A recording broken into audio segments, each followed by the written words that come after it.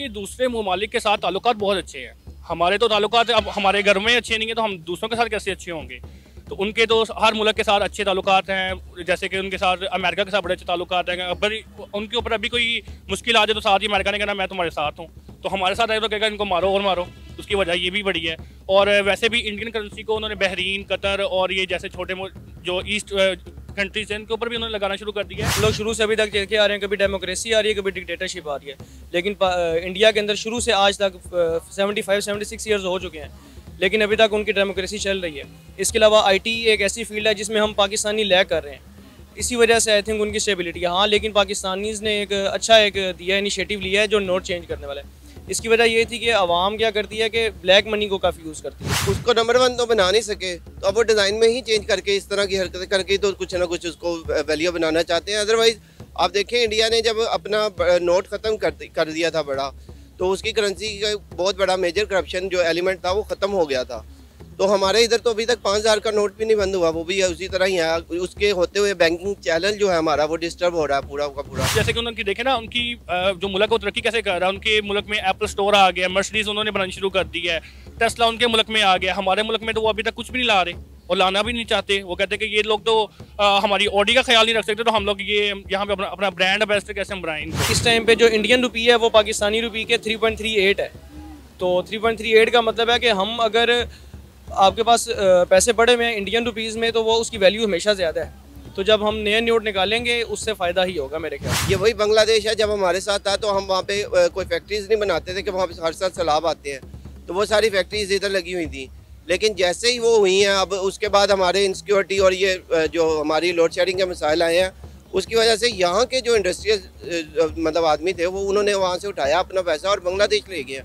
अब वो इंडस्ट्री को काफ़ी जो है ना वो सहूलियात फराहम कर रहा है, इस वजह से उसकी करेंसी भी काफ़ी स्ट्रॉन्ग हो रही है। ये सारी पॉलिसीज़ का नतीजा ही है जिसकी बुनियाद पर हम कह सकते हैं।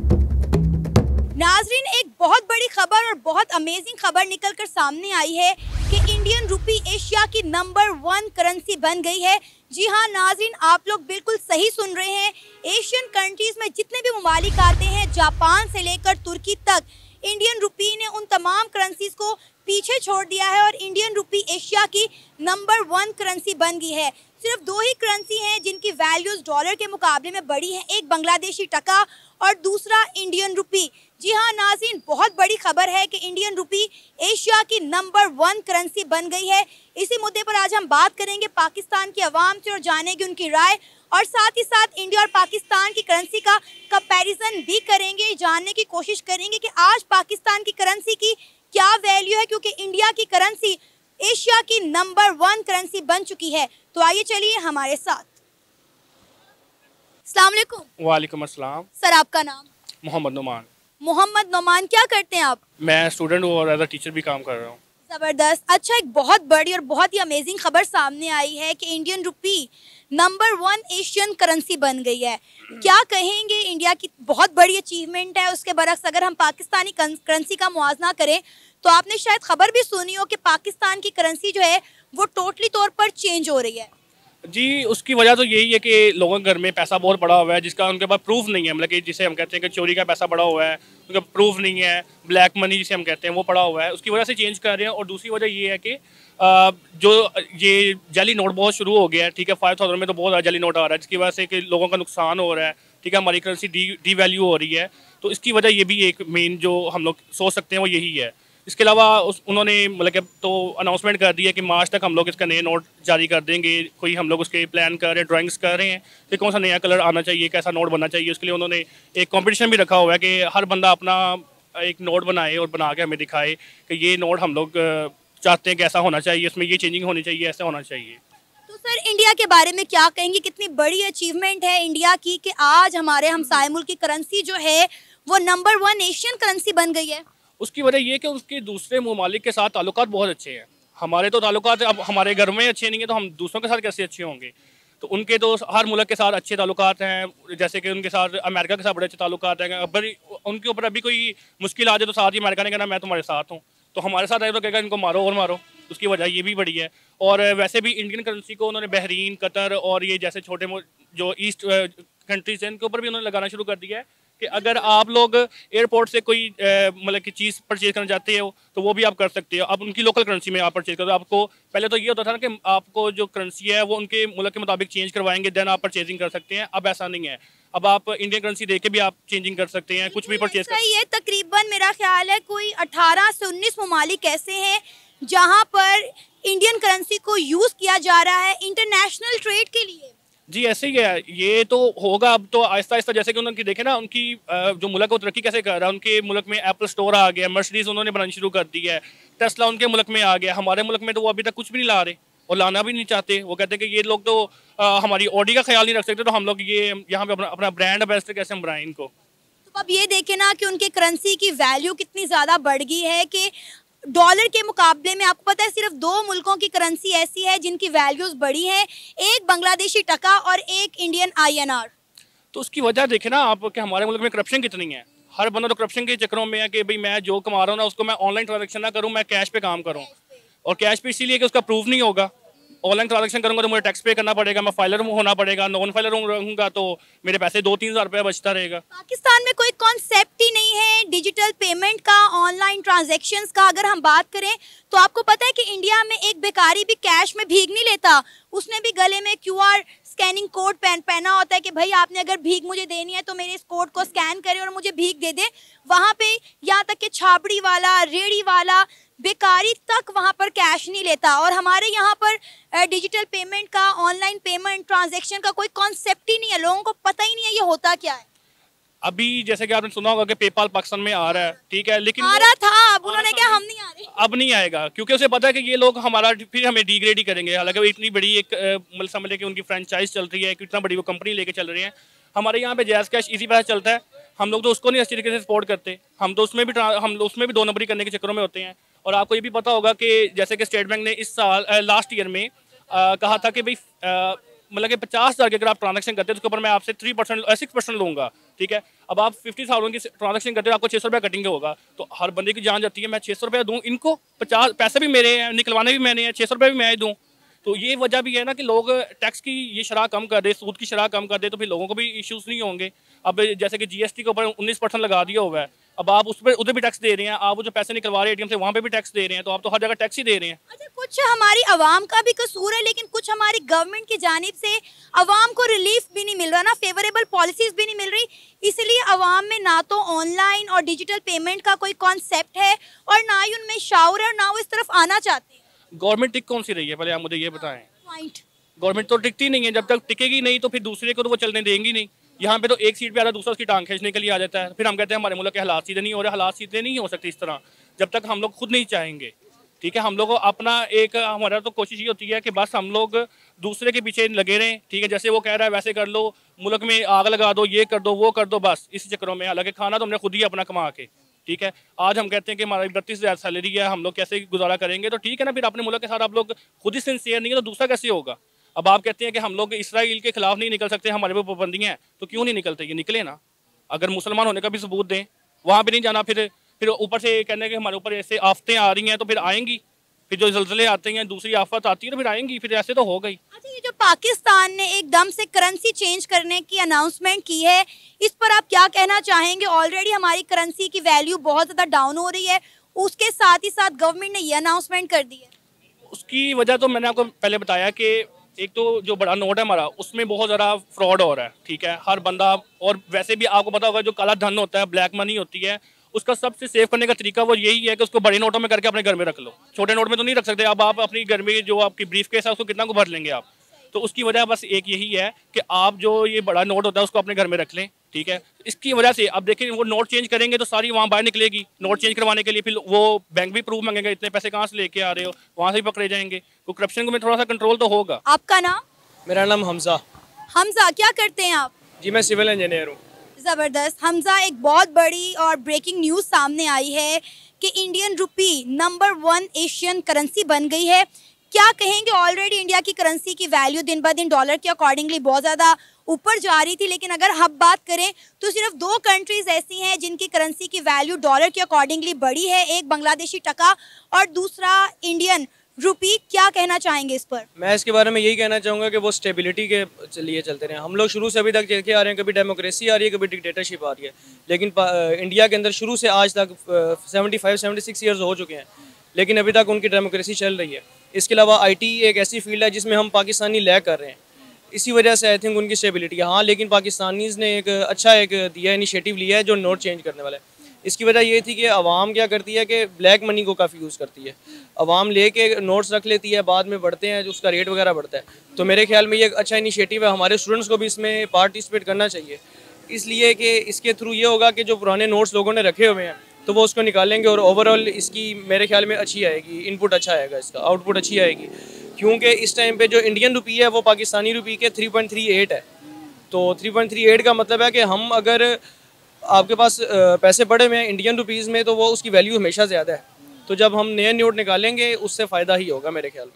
तो सर अब ये देखें ना कि इंडियन रुपी की अगर हम बात करें तो बहुत सारी कंट्रीज ऐसी हैं, कोई 18 से 19 ममालिक ऐसे हैं जो इंडियन करेंसी को इंटरनेशनल लेवल पर ट्रेडिंग के लिए यूज़ कर रहे हैं। इंडिया देखें कि इंटरनेशनल मार्केट बनता जा रहा है। चाइना के पास क्या था, उनके पास मैन पावर थी, इंडिया के पास भी मैन पावर है। पाकिस्तान इसी चीज़ में लैग कर रहा है, इंडिया इसके अलावा आपकी टेक्नोलॉजी में आगे जा रहा है, हर चीज़ में आगे जा रहा है।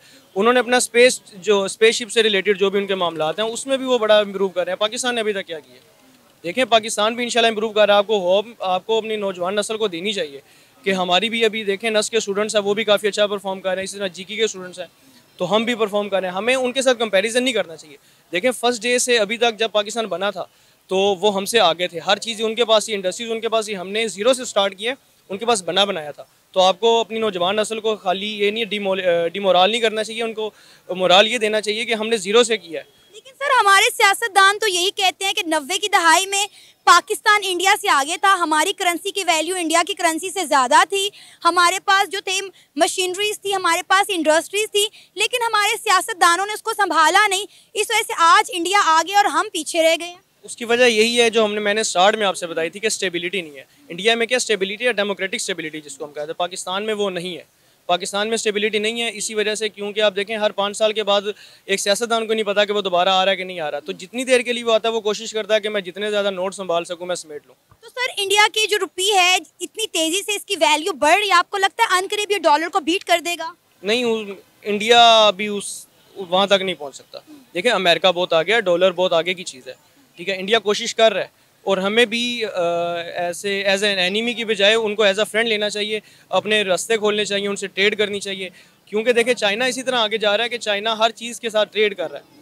आपकी हर चीज़ लड़ाई किसी चीज़ का हल नहीं है, तो मेरे ख्याल में हमें भी उनके साथ अपने रिलेशंस अच्छे करने चाहिए। हमारा यही तो सबसे बड़ा मसला है ना कि हमने इंडिया के साथ चलती चलाती जो ट्रेड थी वो बंद कर दी। अच्छी खासी हमारी उनके साथ ट्रेड हो रही थी लेकिन हमने बंद कर दी। लेकिन हम सिर्फ इंडिया के साथ ट्रेड नहीं कर रहे, हम किसी के साथ भी ट्रेड नहीं कर रहे। अब देखें कि हमारे जो है कितने सारे ऐसे ऑर्डर्स हैं जो पड़े हुए हैं और हमारा तमाम ध्यान इंपोर्ट के ऊपर होता है, एक्सपोर्ट के ऊपर तो हमारा कभी ध्यान गया ही नहीं है ना। देखिए आपकी इंडस्ट्री कब स्ट्रॉन्ग होगी जब आपकी पॉलिटिकल स्टेबिलिटी आएगी। आपके पास फंड्स देने वाले हैं ही नहीं, बाहर के इन्वेस्टर इसलिए नहीं आ रहा कि यार यहाँ पे स्टेबिलिटी नहीं है। तो बेहतरीन हल ये है कि अभी पहले 8 फरवरी को जो इलेक्शंस आ रहे हैं आपकी जो नौजवान नस्ल है उसमें बढ़ चढ़ के हिस्सा ले।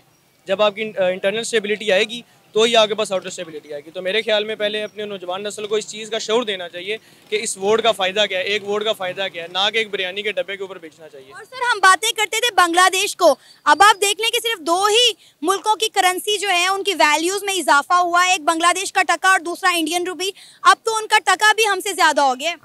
तो फिर हमें वो वाली बात ख़त्म कर देनी चाहिए कि तुम्हारी वैल्यू टके की तरह है। तो अब इसको चेंज करके रुपये पे ले आनी चाहिए। अब ये कहना चाह रहे हैं, ऐसे नहीं है। अपनी कंट्री को हमेशा आपको मोटिवेट करना चाहिए। आपको ये नहीं चाहिए कि कंपैरिजन करें, आप ये करें कि हम उनसे सीखना चाहिए, हम भी बड़ी चीज़ों में उनसे आगे हैं। आपका नाम? महमूद। महमूद सर क्या करते हैं? मैं एम्प्लॉयज़ हूँ जहाँ पे प्राइवेट में। सर एक बहुत बड़ी खबर सामने आई है कि Indian rupee number 1 Asian currency बन गई है, क्या कहना चाहेंगे इस पर?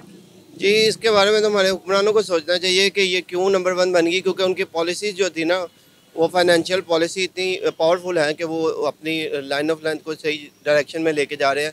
जबकि हमारे हुक्मरान जो है ना अभी तक हमारे पास करेंसी ही नहीं सेट हो सकी, कभी ये नोट चेंज कर रहे हैं, कभी उसका डिज़ाइन चेंज कर रहे हैं।